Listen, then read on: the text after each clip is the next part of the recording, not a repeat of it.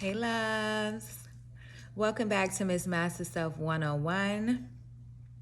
Y'all, I know it's not professional to be chewing gum on camera, but listen, I really want to be a piece of gum. And I thought about taking it out before I started recording, but I said, you know what? I have free will. And I think I'm going to exercise that tonight. Always do what you want and live the life that you desire. And that's actually a part of today's topic. So, today we're going to be discussing how to live the lifestyle you want, balling on a budget. I'm going to be giving you some budget and cost-effective, friendly tips on how to navigate your journey when it comes to renting homes, maybe for the first time, or when it comes to buying a vehicle for the first time. So, before we dive into tonight's information, for me it's tonight, maybe good morning for you or good afternoon, but before we dive into today's information, go ahead and hit that like, subscribe, turn on your post notification bell, and share the video with a friend, because that's the only way that we're going to get this information out. Sharing is caring. And in order to get this out to the masses quickly, I believe that we all need to have a helping hand, because it does take a village when it comes to this type of thing. So go ahead and share this video with a friend that you feel like can truly benefit from the information that's going to be in this video. So, guys, what kind of lifestyle do you desire? What is it that you want? When it comes to a vehicle, when it comes to a home, what kind of vehicle do you really want to drive? When it comes to you deciding what kind of vehicle you want, are you deciding based off of your current financial situation? Or are you basing your choice off of the type of vehicle that you truly want and have always wanted?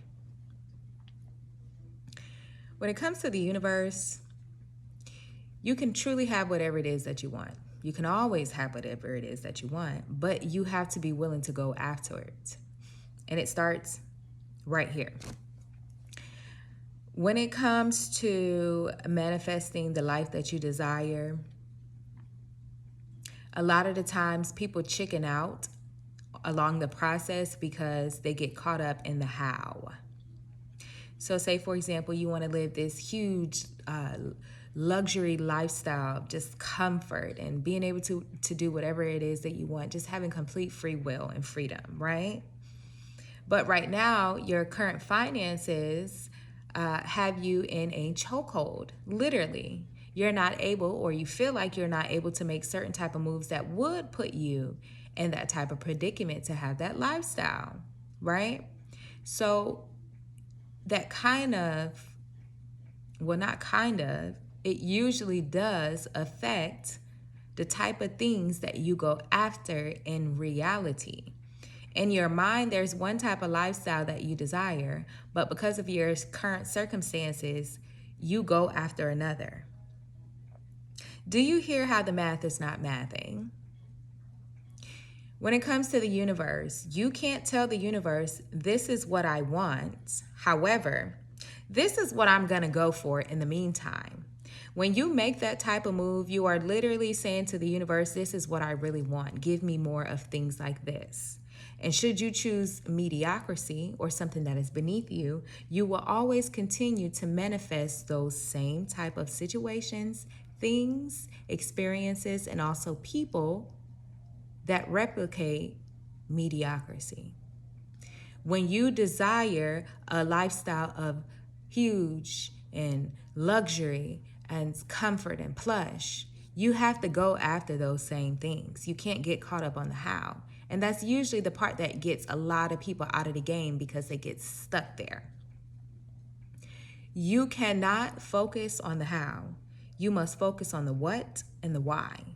What is it that you want? What type of home do you want to have? What type of vehicle do you want to have? And why? Why do you feel like you deserve that vehicle? As long as you have that strong conviction within yourself that I deserve this and this is what I want, that is what the universe is going to bring to you. So, I say all of this Because when it came to me personally along my journey, when I was choosing what type of home I wanted to live in, what type of area, what type of community, what type of vehicle that I wanted to drive, at first, the first go round, well, actually, the first few go rounds, I kind of settled. I wanted something, but I didn't go after what I wanted, and I settled for it. In the long run, I feel like I wasted time, and I also feel like I wasted a lot of money. So that's why I wanted to make this video for you today, because I want to give you some of the tips that will allow you to avoid some of the problems that I ran into, some of the money that I wasted and time that I wasted. And I also want to give you this information so that it can aid you along your journey, whether this is your first time renting a home or buying a vehicle, or this is your second, third, fourth, or fifth time.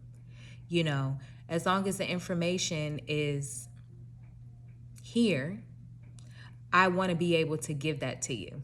And the experience that I've had, also watching others go through some of their experiences, has allowed me to gain much wisdom. So I'm here to share that information with you today. So guys, let's start with vehicles. You really need to think to yourself, and don't think too hard, because usually it's the first thing that comes to your mind. When somebody asks you, what kind of vehicle do you want? What's your dream car? Spit it out. Okay? If that's your dream car, right, and you really want that dream car, you need to figure out how you're going to you need to figure out what kind of lifestyle you need to be living in order for you to get to that vehicle. A lot of the times it is doable.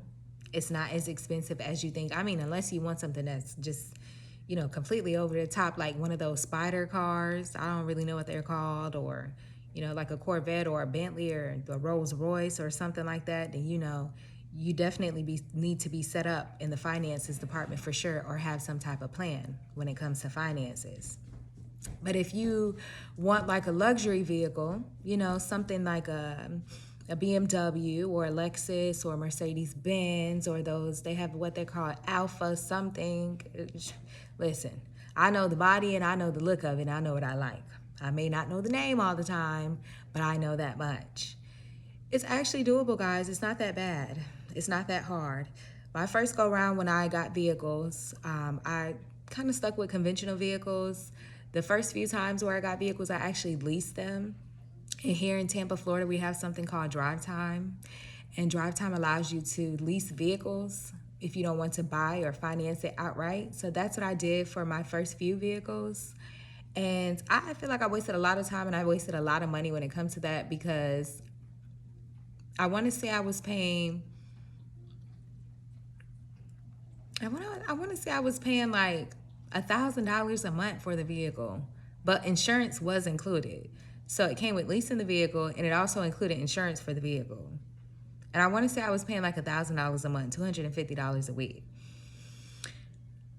That's a little absurd to me at this point in life. Like, that's just a little too much to be spending on the cars. And they were conventional vehicles. Like, one was a Mazda 3, and then one time I had a truck. It was a Ford Escape, and I can't remember the other one. I think I had one more of those that I leased from them at the time.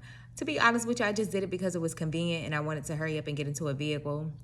And that's also another thing that we have to learn, patience, because, you know, you want to avoid wasting time and wasting money in the long run. So some of the times we just need to be a little bit more patient and wait for the right opportunity to really think it out so we could fully benefit from it now and in the long run. So after I leased those vehicles, I did buy my first vehicle, which was a Toyota Camry. I bought it off of this lot, and I financed it right there with the guy on the lot, and I paid that off within about 3 years. That was a little bit more doable. That was only $150 every 2 weeks, so $300 a month for the car, and then I had my insurance as well for the vehicle. Now, after that car, my Camry, it was paid off completely, and I had it for quite some time, because if you know, Camrys last a while. It started to shut down on me. Things started to break down. I took it in to go be seen, and they were saying a lot of things needed to replace, and it just would not be worth it, and I just needed to get a new car. So that's where I had to figure out, okay, what kind of vehicle do I want? So this is the first step for you. You need to get out your piece of paper and pen, because I have mines. I have notes, plenty of notes for you. And if the person that's giving you this information has notes, that's probably a great indicator that you need to take something out, because they are going to give you some type of gem that you need to write down and record so that you can implicate that into your own life so that you can get your own success from it as well. So, with that being said, my first question was, what kind of vehicle do I really want? Do I want a conventional vehicle, like an American vehicle, or do I want something a little bit more foreign? Do I want a sports vehicle? Do I want a luxury vehicle? I really had to think to myself about what I wanted. And then the second question was, do I want a vehicle that's new, or do I want a vehicle that's used? So, step one, research. That is the question we want to ask ourselves. Do we want to do conventional or luxury? And do we want it to be new or used? You need to compare everything all across the board. If you are in between, you don't know, like you kind of want a luxury, but you kind of want a conventional, like an American vehicle as well, pick one from each, and you're going to do some research on those vehicles, right? So we're going to be looking at price. Look at the price for new and used, whether it is a conventional vehicle, an American vehicle, or a luxury vehicle, such as a Mercedes-Benz or a BMW. You want to research those prices, and you want to research all around you. When it comes to researching each vehicle, I'm going to give you guys a few different things that you want to look into that's going to make a huge difference. You definitely want to get these vehicles. These are green flags. You want to research how many owners has that vehicle have. One owners are usually best because they usually keep the car, kept and maintained. A lot of the times you can get vehicles from older people, so they just been driving pretty safe, and that means they've been treating the car well, so it doesn't have a lot of wear and tear. You want to look into accidents. How many accidents has that vehicle been involved in? When it comes to accidents, be careful when purchasing vehicles that have had the front accidents, like front end accidents, because things up there in the engine can shift. So be very careful when it comes to that, because when things get to shifting in the engine, that can create other kind of problems that may be a little bit more expensive to invest into, and it may just be smarter to get a whole new vehicle. But you do want to aim for no accident vehicles, of course. Those are best. When you pick a vehicle, this is so important. I think a lot of people don't think about it. Look into miles per gallon. How many miles per gallon do you get for those vehicles? You want to get something that is good on gas. You want to get something that's going to be cost effective. If money is not a thing for you and that part doesn't matter, then that just doesn't matter. But for me, I definitely want to have something that is nice, but I also want to have something that is going to be cost effective as well. I need something that's good on gas because this is going to be my daily use vehicle. Vehicle use. When researching, if you can get information about the vehicle use, if it is a one owner and it was an older couple, remember I said that's great. They've used the vehicle gently. They usually keep it maintained, so that may be a good vehicle to purchase. Sometimes you get vehicles and they may be really cheap and really nice and newer vehicles, but those vehicles were used for ride sharing, or like Uber and Lyft for ride sharing, or they could have been used for car rental companies. When it comes to car rental companies, those are kind of like hit and miss, because, when you get into a rental, they have this saying like, if it's a rental, I do whatever I want with it, basically. I forgot how it goes. There's some little rhyming saying to it, but it completely just flew right over my head as soon as I started talking about it. Be careful with those, because people get into them, they do whatever to them. They are involved in accidents. Rental agencies cover it up. They do not claim every single accident. I know, because I used to work for a car rental agency, and we had lots of different tips and tricks on how to cover up scratches, how to clean them off, paint, how to get out dents, those things of such. So be careful when it comes to those kind of vehicles. And lastly, when it comes to research, please, before you get the vehicle, always research insurance. That is something that people fail to do. I worked for a pretty prestige insurance company for 3 years, and this is the issues that I always ran into when it came with people calling in customer service. hey, I'm getting a new vehicle and I'm calling to put some insurance on a car. Okay, congratulations. What kind of vehicle are you getting? I'm getting a 2023 Mercedes-Benz C300. Oh my God, I love it. It's great. Da, da, da, yada, yada. They're yapping on the phone. You're putting in their information. You're getting their license. You're putting it into the system. Then when it comes to the price and I get to reading off, okay, well, this is the quote. This will be your down payment. And these are going to be your monthly payments. Woo, whoa, that's too much. Oh my God, I didn't know it was going to be so much. I already got the car. He signed the papers. Oh my God, how am I going to afford this? How am I going to pay this? Is there any way we can get the price down? Then there's certain things that you can play with it, but it's not much that you can do, especially when you're financing a vehicle, because you have to carry certain type of coverage at certain type levels, especially for certain type of vehicles. So always research the insurance before you purchase the vehicle. That will always save you time and headache in the long run. And then also just gives you like a head start because you know what you're getting yourself into before you sit down to sign paper should you decide on that vehicle. Woo! One more thing, I actually just remembered that you do want to research. Research the difference between leasing and financing a vehicle because they do have different benefits to them, and one or the other may be more beneficial for you. This is something that I learned long in the game. I wish I knew before because I would have just been financing vehicles versus buying them outright. From what I understand, when you finance a vehicle, when you're leasing a vehicle, you're usually having that car for about a year. So you want to keep it clean and keep it out of accidents because you're going to be trading that vehicle in for another. So you can get a newer vehicle, a different type of vehicle. And you're able to do that quite frequently. But what I have heard is that the rates are usually a little bit higher when you lease a vehicle versus when you finance a vehicle. And then, of course, when you finance a vehicle, that's you buying the vehicle outright. So there is no switching the vehicle unless you're going to do a trade-in of a lower value. Now, if you are financing a vehicle, so if you are buying a vehicle, and let's say 2 years until you have in that vehicle and you still have a balance to pay, but you want to upgrade your vehicle. Whatever vehicle you're upgrading, you still have to pay off the balance that is still left on that current vehicle that you have because you are financing. That is one of the major differences that I understand between financing and leasing. So do your research before, just so you know beforehand. Choose the best decision that is for you. Okay, guys. I kind of want to piggyback a little bit to insurance. Because I have worked in insurance before, there are a few different tips that I'm just going to read through quite quickly that I want to give you guys just so that you are privy of it. Some of them you may already know, some of the information you do not.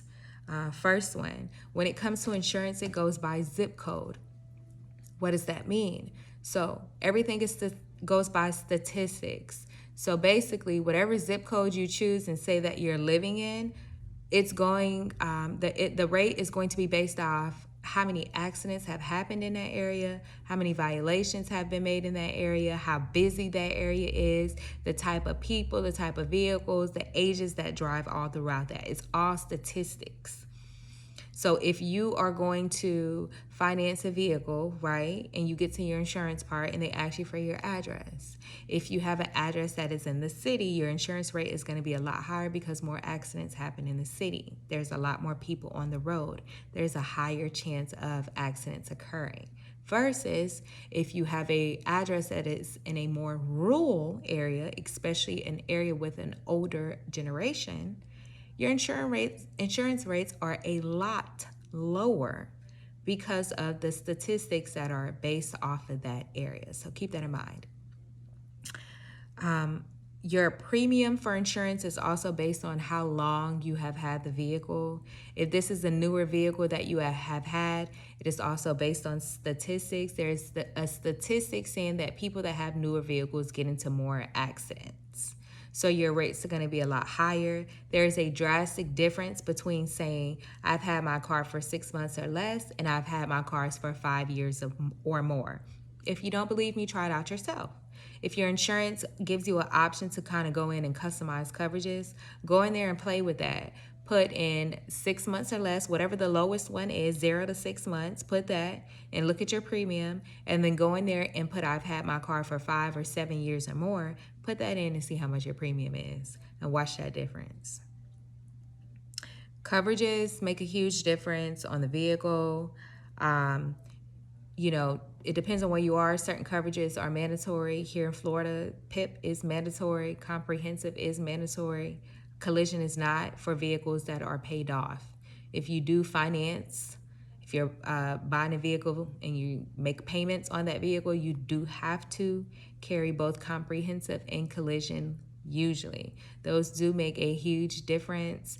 Some people don't understand the difference. Comprehensive coverage is usually the coverage that takes care of like when someone dings your door, that happened. Like, I don't know how to explain it. Collision is when you get into an accident. That's what that's covering. But comprehensive, well, shoot, maybe I need to go brush myself up on it, because for some reason, I'm having a huge brain fog right now and can't remember what the comprehensive coverage is for. But I do know that is for when people do like hit and run type coverages, and when people like ding your door and you come out and you notice that you have a scrape on the door, or let's say you have a crack in your windshield, your comprehensive coverage is what kicks in and takes care of that for you. These are a couple of discounts that can give you major discounts. Some companies do ask for proof. Some do not. Many do not. Take that information as you will. Homeowner discount is a huge discount off your coverage depending on the company that you have. If you say you are a homeowner, and if they ask you how many years, same thing like the car, say a higher number, 5 years or more, and you usually get a hefty discount on your premium. Auto pay discounts. Don't sleep on auto pay. I know a lot of people don't like to have money coming out, but car insurance is mandatory and it has to be paid regardless, love. So it needs to come out. Get on auto pay for your car insurance. It is a hefty discount. Mine takes off, I think, somewhere between like $80 to $100. So find out how much that discount is, and if it's worth it, do it. Education level discount. I've never ever had a company that asked me for a proof of my education level. This one is just like the car length.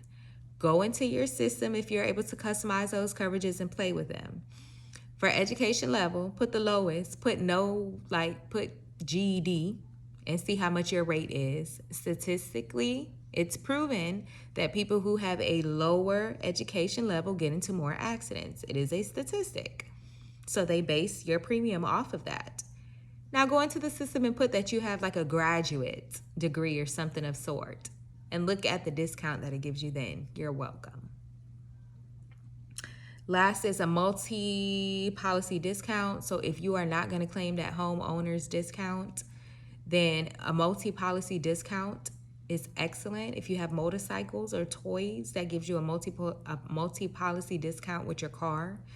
As well as if you don't have a home, but you have renter's insurance, that gives you a multi-policy discount paired with your auto discount together. It's usually worth it all the time. Renter's insurance is super cheap, and the discount that it gives you on your auto discount is worth it for paying for the renter's insurance, but the discount that you get monthly for the car insurance is way more than the renter's insurance, trust me. And also, many people don't know that your renter's insurance policy actually covers belongings that you have inside your car. So let's say you have your laptop and your cell phone inside your car. Someone breaks into your car and those items are stolen. It's actually covered under your renter's insurance policy. You can file a claim and get those items back. You're welcome. Okay, a couple of other tips. At the dealership, you always want to present yourself properly. Fake it until you make it. Go in there looking and feeling your best. Don't do too much. Don't go over the top, but look chic and classy, like you have money. Speak clearly and enunciate your words and be confident. Look people in their eyes. Don't be overly excited and giggly and little girly. Put on your big woman drawers. Put on your boots and get in there and walk like you are somebody. Trust me, it makes a huge difference. They would treat you different. They won't try you. They would give you certain type discounts because they think you are of a certain level of prestige. Test drive your vehicles. Do not forget to test drive those vehicles at the dealership before you get a car. Always test drive. When you're test driving, pay attention to how it feels. Pay attention to if you feel any kind of jerks or vibrations. Pay attention to those brakes and how well they work, as well as how they sound. Put the windows down so you can hear those brakes as you're pressing. When you test drive, be sure that you really press that thing. So get on the highway so you can really push it, because you want to make sure that everything on that dashboard stays how it needs to when the car is raised at a certain mile per, you know what I'm saying. Be sure to push that thing.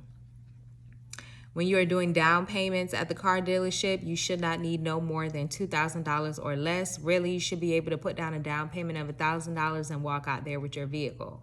Research videos on YouTube to find out why it's important for you to never put down more than $2,000 on your down payments. Is something that's saying that it actually doesn't go towards the payments that you end up making monthly. So be sure to research that. Another thing, this is very important. Write this down. At the dealership, be sure that your policy includes gap insurance. I'm so sorry that some people end up walking away with no gap insurance, and I learned this one vicariously through a friend. She literally went to the dealership and got a brand new vehicle. She had it for a couple of months, and she ended up getting into an accident. Someone hit her. She did not have gap insurance for the first vehicle, right? So guess what? When she got into the accident, she still had a balance left. She had like 12 grand and some change left on that car, and she still had to pay it. She still was responsible to pay it, even though she didn't have that vehicle anymore, because she didn't have gap insurance. Gap insurance is that line of protection so that should something happen within a certain amount of years, I want to say it's usually 3 years, should something happen within 3 years where that car is deemed like non-drivable, gap insurance kicks over to take over the rest of those payments, and you're not legally responsible for making any more payments. Get gap insurance. Include it. When it's included in your policy, it really don't matter. I think, I don't even know how much mine was. It didn't matter, because when you get your monthly payment, it's just like another extra $10 added monthly or something like that. Warranty, especially if you are getting a luxury vehicle. Ensure that you have extended warranty on your vehicle. Extended warranty is basically like another insurance for your vehicle should you have any type of repairs that need to be made. All you have to do is make a deposit. Mine was $100. And then whatever needs to be repaired is repaired as long as it falls under your warranty. So you want to be sure that you go over that and include big things like big repairs, engine repairs, transmission stuff, suspension things, turbo. You want to make sure those things are included in that warranty. Warranty is like another extra $1,000, but what's $1,000 added to a 20 grand vehicle that you already getting? Add on them $1,000, it's going to equal out to nothing for your monthly payment, because you're going to need that for those first 3 years. Should something happen, you don't want to have to come out your pocket for a major car repair. Last thing I have for this one are interest rates. Do some research about interest rates before you go into a dealership. You want to have an interest rate that is definitely less than 6%. That's what they started me with when I financed my first car through a major dealership. They gave me a 6% interest rate. And from what I hear from everybody else, that's pretty high. So make sure y'all do y'all research. When I got my vehicle, I did start at that major dealership with a luxury vehicle, because that's exactly what I wanted. I knew what I wanted. I wanted a Mercedes-Benz, and my interest rate ended up being a 6%. And my car payment at first was $511 per month. After a year of me paying that car payment, I refinanced that and it came down like $100 to about $415 a month. And then I refinanced that again, and my final monthly payment was $311 per month for my vehicle. So be sure you do some research on interest rates so you know what you're getting yourself into. And tip about that refinancing, somebody actually gave me a tip from a dealership, from a Mercedes-Benz dealership, and he told me that to refinance your vehicle, you want to wait for that 13-month. They say you have to have your vehicle for a year in order to be able to do it. But he said it's something about waiting for that 13-month. And on that 13-month, then go and refinance your vehicle and you get like a lot lower car rate that you have to pay monthly. So that may work out for you as well. Worked out for me. Before signing. So at this point, you are at the dealership. You're about to sign papers saying that this is your car. Before signing, you need to stand strong on a few things. And this is why I said go in there being very confident. You can go in there and smiling and being happy and being jovial, yes, but not too much, because when it comes to business, you want to get serious. And before you sign those papers, there are a few things in that vehicle that must be there before you leave off the lot. I learned the hard way. You shouldn't have to. Those things are number one, vehicle manuals. Make sure you have all vehicle manuals. You never know when you're going to need it, and you never know who's going to need it. You just never know. It's always best to have it and not need it than to need it and not have it.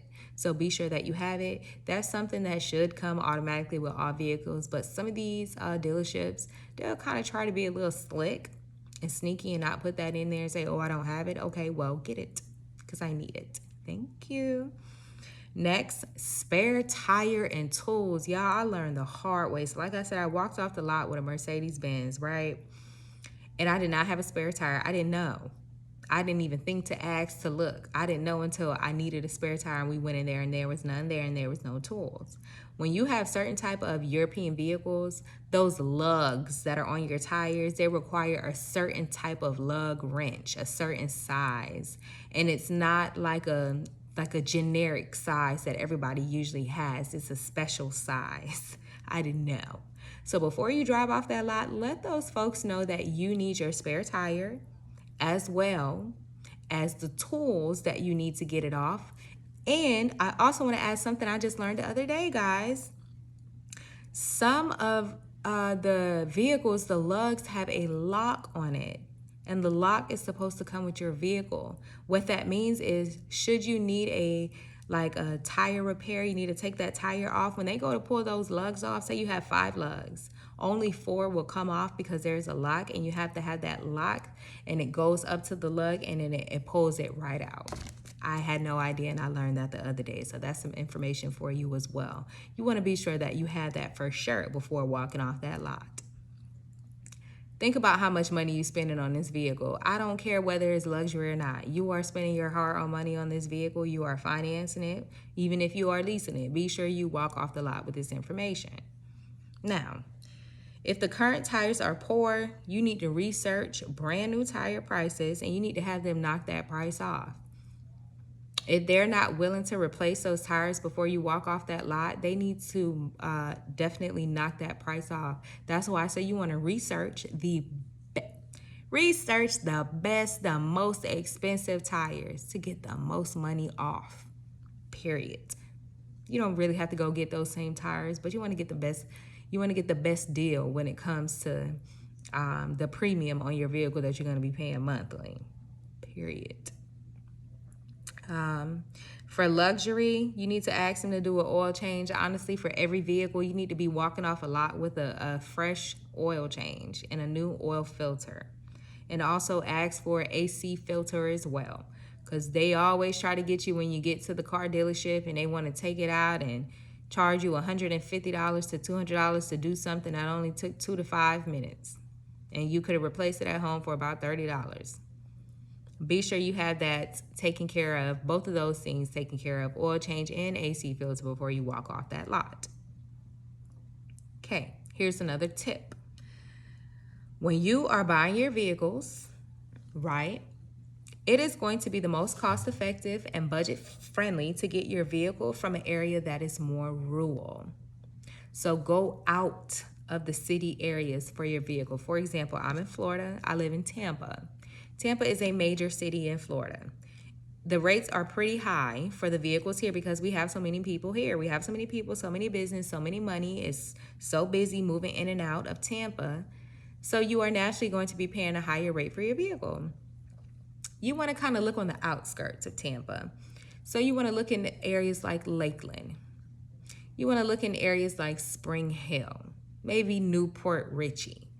But you want to get out. Bartow, that's another good one. You want to get out of the Tampa area and go look for your vehicles. And sometimes it's even cheaper if you go. I heard someone got their vehicle from Fort Lauderdale, and it was a lot cheaper than getting a vehicle from here in Tampa. So do your research. Think out of the box and look outside of the city, out on the outskirts if you live in the city for a vehicle so you can get the best deal. Woo! And I had there for that one. When you go out of the city, you do get the best deals. And a lot of the times when you go to those dealerships, especially those smaller dealerships outside of the city, they've probably had that car for a lot longer. So they are eager to get that car off the lot. They're going to be giving you all kind of deals and throwing off all kind of prices and throwing all kind of things in there for you so that you are able to get that vehicle off of their hands. So keep that tip in mind, guys. Woo, that was a lot, y'all, wasn't it? We're almost done. That's it for the vehicle rental. Let's get into home rentals. So getting your first apartment, getting your first townhome, right? Or if you're renting your first house. Let's get into a few tips. My best websites for those are always going to be hands down Trulia and Zillow. I don't care what nobody says. I love those websites because they usually include private owners. I prefer private owners over the big apartment companies. The major reason why I prefer them is because your price usually stays the same. And if your price does increase, it increases like $20 to $50 or something low like that. It's not as drastic as these more bigger apartment complexes are. I also like the private owners just because it's a lot more privacy when it comes to things. You don't have people that's coming in and out of your unit like in a regular apartment complex. So it kind of gives you more safety and more kind of like security in a sense. I love Trulia and Zillow because you get a quick and a direct contact with the agent. And like I said, it has those private owners. They usually have less restrictions. They're willing to work with you. Rent stays the same annually, and the rent is usually lower through them. A good tip, research local programs that offer rental assistance. Major apartments may not accept it, but the private owners usually do. I actually learned this one the hard way. So there are different rental assistant programs for every county. So you need to get the name of your county, go to Google, put it in. For me, Hillsborough County rental assistant programs. Go through whatever lists and whatever resources they offer. And if it's something that sounds good to you that's going to benefit you, go for it and get some money off of your rent if they're going to offer you that. Some people also have programs for your electricity that get you money off monthly. We have one here in Tampa, Florida called LIHEAP. LIHEAP. LIHEAP. They will help you with your electricity bill, but you have to qualify through certain type of, I don't really remember those qualifications and requirements, but you'll have to do your own research for your county. Okay. When it comes to renting your home, pay attention to fees such as administration fees and pet fees.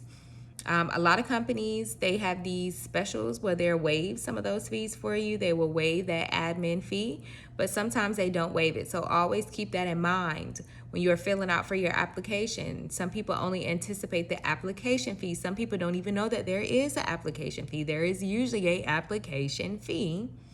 And sometimes you also have an administration fee that you have to pay as well. A tip for pet fees. So a tip around not having to pay any kind of pet monthly rent is to claim your pet as a support animal. If your pet is claimed as a support animal, you are not required to pay pet fees depending upon the apartments that you're in, but many of them don't require you to. And also, you actually don't even have to claim your pet with the apartment if they are registered as a support animal. And many apartments do not ask for the proof that they are registered as a support animal. So do with that information as you please. Okay.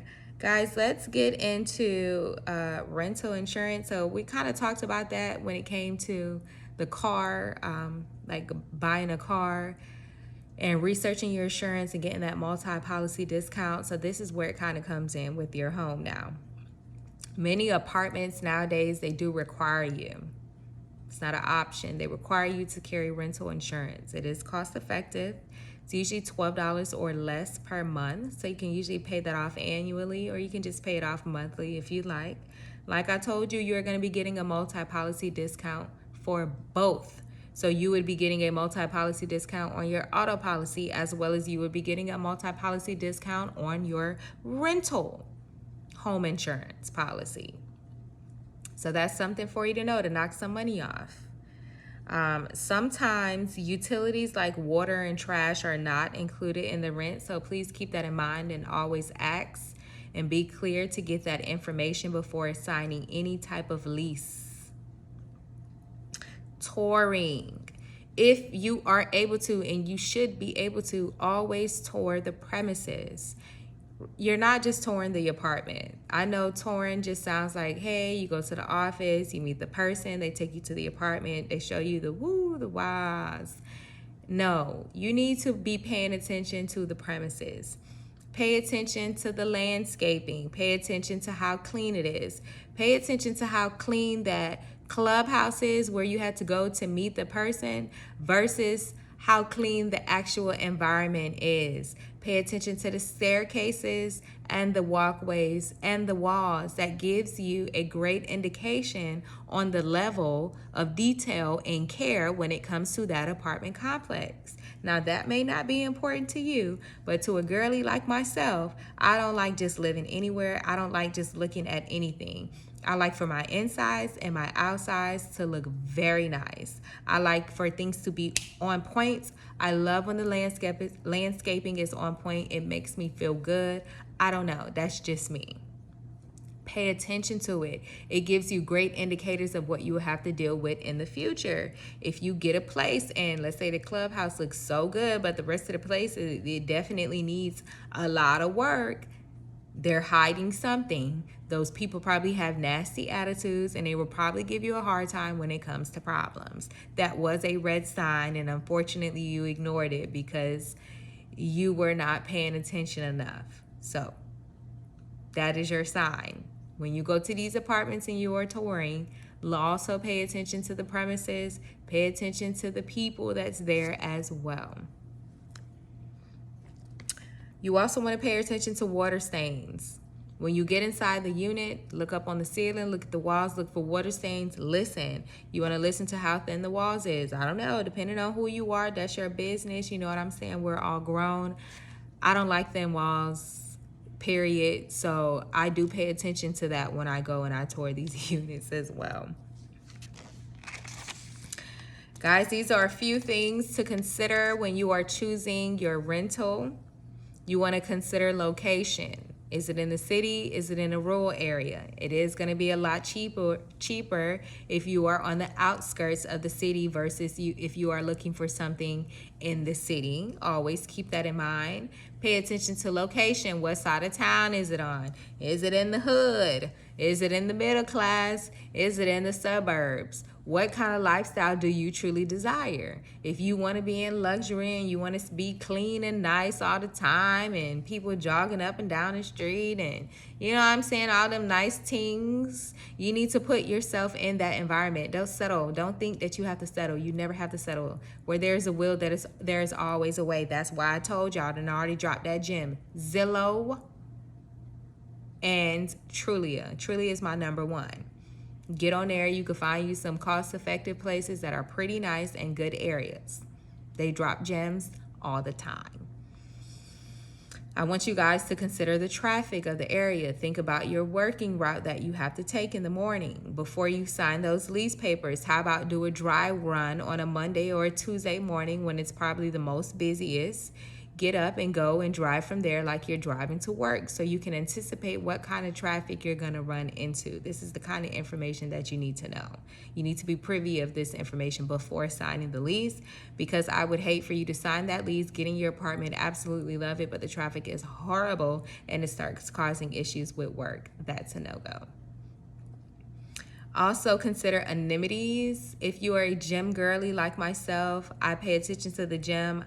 I don't want to have to be paying double fees. So if my home that I'm renting has a very nice gym, I'm not going to be paying for an extra gym, membership. That just makes sense. If you like pools, if you have a pet, maybe you want to find somewhere that offers like the little pet cleaning areas and pet parks for them to go to. You want to pay attention to what kind of amenities are included in your unit. I'm a person that I love to have a patio, I love to have a garden tub, and I love to have my own washer and dryer. So I'm always paying attention to those amenities to be sure that they are included in whatever type of home that I'm renting. The last thing that I want you to consider is, if you are doing a private owner, consider the relationship that you would have with that landlord. When you meet that person, I need you to really use your a good level of discernment when it comes to that individual. You need to be able to pinpoint, is this going to be a good relationship or not? Are we going to butt heads or not? Does he seem like a a-hole or not? That's something that you definitely need to consider, because you are going to be investing your time into this home for the next year. That's a very long time to be in an uncomfortable space dealing with drama, and guys, that actually was the last tip that I had for you. I thought I had one more tip for you, but that's going to be the last tip that I have for you today. So thank you if you are still here enjoying this content and this information today. I know that I dropped a few gems for y'all. I know I dropped several gems for y'all. Please take this information and use it in your everyday life. This is going to allow us to master ourselves. Little things like these are little working parts that it just all works together in the big master plan of really developing ourselves and developing our characters so that we're able to manifest and bring everything that we want into our life. So guys, actually I do have one more thing for you. I meant to do it before we started. I want to start something new. So with every single video, I'm going to start the video off with an affirmation to put some energy out. We're going to pick it randomly. So whoever it is for, blessings to you. And we're going to do that every single video. I meant to start it off that way, but I meant to start it. That was a little dusty. I meant to start it off that way, the video today, but I completely forgot. I was so excited to get into this information. All right, let's listen to the universe. Stop.